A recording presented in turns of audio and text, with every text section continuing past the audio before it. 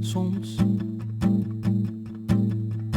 loop ik alleen over straat, dan is het erg rustig. Dan kijk ik naar de etalagepoppen, die staan me daar aandachtig aan te staren, zo lijkt het wel. En dan voel ik mij niet meer alleen. En dan voel ik mij niet meer alleen.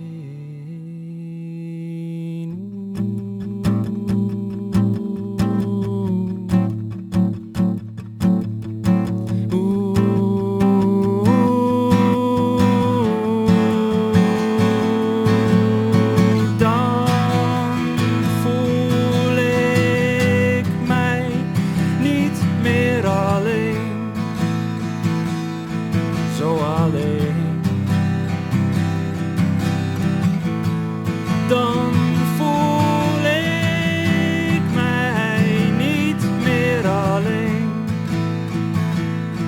zo alleen. Dan komt de juffrouw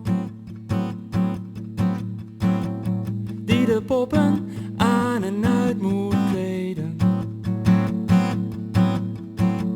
Maar in plaats van dat te doen, neemt ze mee naar achter toe,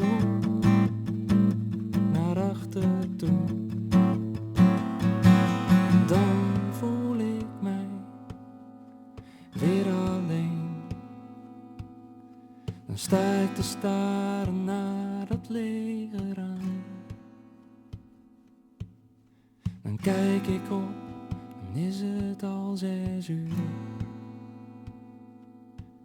En ik bevond mij in een wereld ergens ver hier vandaan. De wereld van de etalagepoppen. De wereld van de etalage.